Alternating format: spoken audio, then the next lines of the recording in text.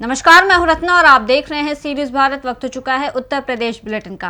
बात करेंगे गोंडा की, जहां फागुन सुदी एकादशी पर्व पर मन भावन सतरंगी फागुन मेला आयोजित भजन संकीर्तन का आयोजन किया गया।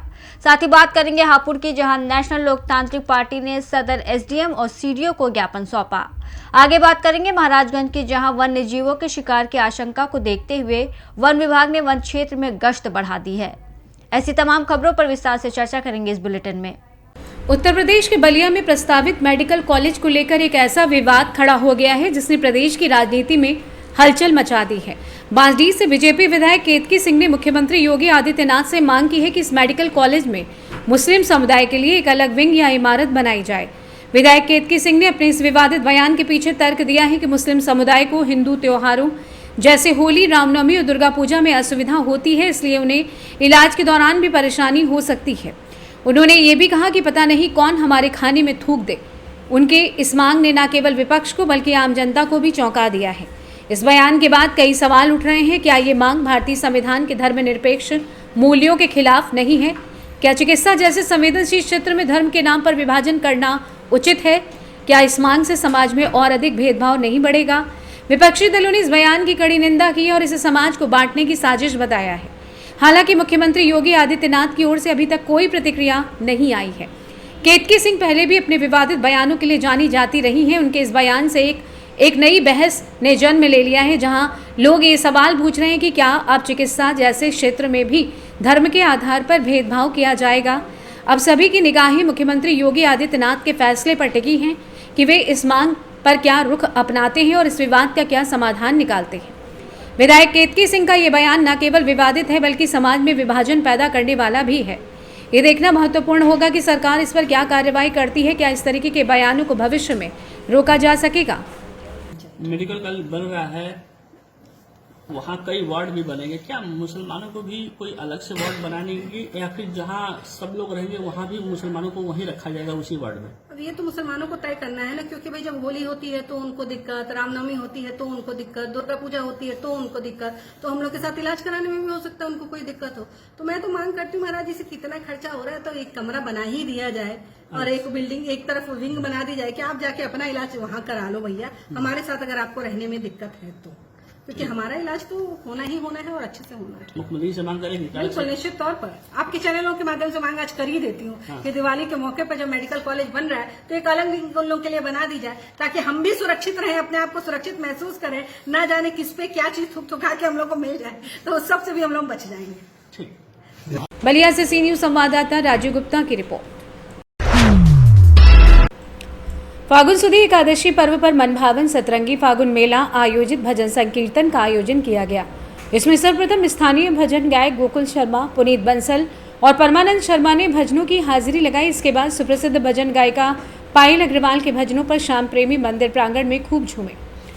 बताते चले कि मंदिर प्रांगण में बाबा खाटू श्याम और दादी जी का दरबार बहुत ही मनमोहक सजा हुआ था। भक्तों ने बाबा खाटू श्याम और दादी जी के पंक्ति में लाइन लगाकर दर्शन का आशीर्वाद लिया। इस बार कीर्तन में मुकेश जी चंग पार्टी बेसाऊ, मुकेश जी राजपुरोहित कुचामन राजस्थान द्वारा ढप की थाप पर चंग धमाल किया। मंदिर प्रांगण को फूल पत्तियों रंग बिरंगे कपड़ों से सजाया गया था। बाबा खाटू श्याम का दरबार पुजारी द्वारिका प्रसाद पाठक ने सजाया था और उन्हें मंदिर कमेटी द्वारा सम्मानित भी किया गया।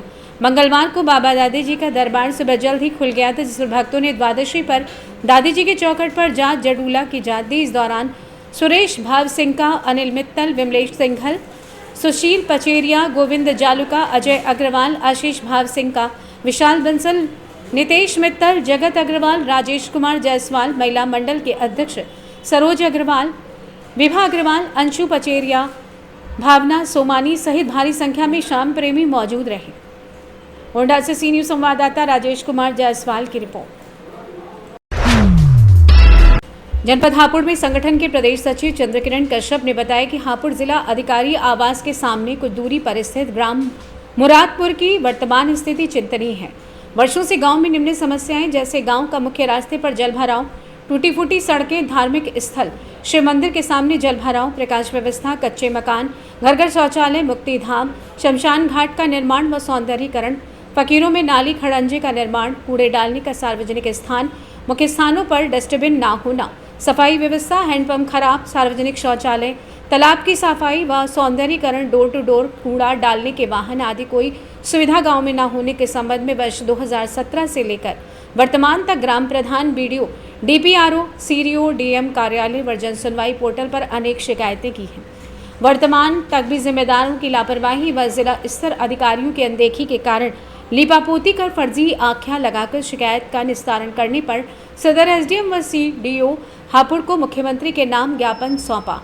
ग्रामीणों की समस्याओं का संज्ञान लेते हुए वर्तमान हापुड़ बीडीओ, एडीओ, पंचायत सहित ग्राम सचिव को अपने कार्यभार पद से तत्काल प्रभावी रूप से हटाते हुए ग्राम पंचायत में उपरोक्त विकास कार्यों को कराते हुए जल्द से जल्द ग्रामीणों की समस्याओं का समाधान कराने की कृपा करें तथा साथ में गैर जनपदीय टीम गठित कर विकास कार्यों की जांच कराकर गांव को भय और भ्रष्टाचार मुक्त बनाने में सहयोग करने की मांग की। कि तत्काल संज्ञान लेकर जिलाधिकारी महोदय को इन्हें जो है वीडियो को और एडीओ को और सेक्रेटरी को इन्हें हटाया जाए। जो ग्राम पटना मुरादपुर में जो समस्या है उनका तत्काल समाधान करा जाए। अगर जल्द ही इन चीज़ों का समाधान नहीं किया जाता है तो आज तो हमने आश्वासन मान लिया है, अगली बार को बहुत तगड़े स्तर पर धरना दिया जाएगा। अधिकारी इस चीज़ पर ध्यान दें। हम गौ सेवक हैं तो हमें जो है परेशान ना किया जाए। कोई हमारी गलत मांग नहीं है, गरीबों को उनका हक दिया जाना चाहिए। मुख्यमंत्री जी इतना सरकार में रहकर इतना अच्छा कार्य कर रहे हैं, लेकिन कुछ भ्रष्ट अधिकारी उनके आदेशों का लगा रहे हैं पलीता। आखिर क्या मुख्यमंत्री जी ये चाहते हैं कि गरीब भूखे प्यासे मरे? मुख्यमंत्री जी चाहते हैं कि जो विकास हो गाँव में। तो आज अब जो आपने अपना ज्ञापन दिया है वो किन के लिए दिया? वो दिया हमने मुख्यमंत्री जी का नाम दिया है और सीडीओ महोदय को और एक एसडीएम महोदय को दिया है। तो क्या आश्वासन मिला? आश्वासन एसडीएम महोदय ने तो ये कहा है कि मैं अभी नहीं आई हूँ, 2-3 दिन हुए चार्ज हुए हैं और 1 हफ्ते में जो है समझौता करेंगे। और सीडीओ महोदय ने भी यही कहा है कि जल्द से जल्द कार्रवाई करेंगे। क्या नाम है आपका? चंद्रकिरण कश्यप। क्या मामला है आपका? जी ग्राम मुरादपुर डीएम आवास के सामने गांव पड़ता है जो हापुड़ ब्लॉक के अंतर्गत आता है। यहाँ पर 2017 से अनेक बार शिकायत की गई है, परंतु विभाग की लापरवाही एवं उच्च अधिकारियों की अनदेखी के कारण अभी तक कोई कार्रवाई नहीं हुई है। विकास कार्य मेन रास्तों पर जलभराव है, शिव मंदिर धार्मिक स्थल पर जलभराव है, शमशान घाट नहीं है, गांव में किसी भी तरह का विकास नहीं है। कूड़ा करकट यूँ ही पड़ा रहता है, कूड़े के ढेर लगे हुए हैं, डस्टबिन नहीं है कहीं पर, ना ही डोर टू डोर कूड़ा उठाने की व्यवस्था है। जिसके तंग आकर ग्रामीणों ने 6 महीने पहले जिलाधिकारी आवास एवं कलेक्ट्रेट हापुड़ पर धरना प्रदर्शन किया था। 6 महीने के बाद भी अभी तक लीपापोती करी गई है, कोई कार्रवाई नहीं ली गई है उसमें। इसलिए आज फिर ग्रामीणों द्वारा हमसे प्रार्थना पत्र देकर अपील की है कि जी आप हमारे धरने में आओ और हम अनिश्चितकालीन धरना देंगे। अच्छा, संबंधित अधिकारियों का क्या आश्वासन है आपके लिए? इसमें संबंधित अधिकारियों का आश्वासन कुछ नहीं है, बस ज्ञापन लेते हैं। वो कहते हैं ज्ञापन दे जाओ और हम 6-7 दिन में कार्रवाई करेंगे, लेकिन अभी तक कोई कार्रवाई नहीं हुई है। अभी तक कितनी दफ़े आप ज्ञापन दे चुके हो? इसमें कम से कम 50 से 100 बार हमने एप्लीकेशन दे चुके हैं। किस किस अधिकारी को दी है? ग्राम प्रधान से लेके कोई ऐसा अधिकारी नहीं बचा जिसे हमने शिकायत नहीं दी। बीडीओ, सीडीओ, डीपीआरओ, एडीएम साहब और जिलाधिकारी महोदय सबको एप्लीकेशन दे चुके हैं और आईजीआरएस पर शिकायत करते हैं, उस पर फर्जी आंखें लगाकर सचिव निस्तारण कर देते हैं। क्या क्या मांगे आपकी? अब हमारी मांग ये है कि गांव का जो मुख्य रास्ता है उसका निर्माण हो, धार्मिक स्थल शिव मंदिर पर जलभराव रहता है वहाँ की मरम्मत कार्य हो, गांव में प्रकाश व्यवस्था हो, गांव में शमशान घाट है उसका निर्माण हो, तालाब है तालाब की सफाई व्यवस्था कर उसका सौंदर्यीकरण हो और गांव में पूर्णतः करके डोर टू डोर कूड़ा उठाने की व्यवस्था हो और एक सार्वजनिक कूड़ा स्थान हो। हापुड़ से सी न्यूज संवाददाता सचिन सागर की रिपोर्ट।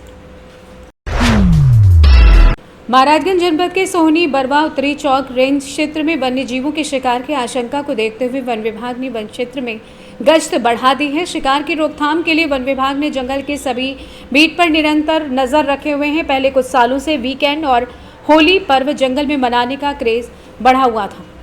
इस बार होली पर वन विभाग ऐसे लोगों पर नजर रख रहा है जंगलों में बिना अनुमति घूमते पकड़े जाने हेतु वन अधिनियम के तहत हो सकती है बड़ी कार्रवाई। 15 फरवरी से 15 जून का समय फायर सीजन होता है। इस दौरान जंगलों को आग से बचाने के लिए वन विभाग पूरी तरीके से अलर्ट रहता है। यदि कोई जंगल में आग लगाते पकड़ा गया तो उसके खिलाफ वन विभाग भारतीय वन अधिनियम के तहत कार्रवाई करेगा। होली पर्व को देखते हुए वन विभाग ने वन्य जीवों की सुरक्षा के लिए विशेष इंतजाम किए हैं। विभाग ने होली के अवसर पर वन्य जीवों और जंगलों की सुरक्षा बढ़ा दी है। आइए जानते हैं इस विषय में उत्तरी चौक रेंज वन क्षेत्राधिकारी आरपी सिंह ने और क्या कुछ जानकारी दी। आपको बता दूं कि उत्तरी चौक रेंज के अंतर्गत जो भी फॉरेस्ट एरिया है, केवल गुलरिया कंपार्टमेंट 1 को छोड़कर सारा क्षेत्र अभयारण्य क्षेत्र के अंतर्गत आता है, जिसके अंदर प्रवेश करने के लिए अनुमति लेना आवश्यक है। बिना अनुमति जो भी प्रवेश कर रहा है या करता है वो गलत है। अगर कोई भी असामाजिक तत्व बिना अनुमति प्रवेश करता हुआ पाया जाएगा तो उसके खिलाफ सख्त कार्रवाई की जाएगी। इसके लिए हमारी टीम टेढ़ी घाट, घोड़ावा बीट इन सब चौकियों पर रहती है, जो सतत गश्त करती रहती है और इस पे अंकुश लगाने के लिए समय समय पर छापेमारी भी की जाती है, जिससे कोई भी असामाजिक तत्व या कोई शिकारी या कोई वनमाफिया वन क्षेत्र के अंदर प्रवेश न कर पाए और ना ही कोई अवांछित कार्य कर सके। महाराजगंज से सी न्यूज संवाददाता अंगद शर्मा के साथ श्रवण यादव की रिपोर्ट। फिलहाल इस बुलेटिन में बस इतना ही। देश और दुनिया की तमाम बड़ी खबरों के लिए देखते रहिए सी न्यूज भारत।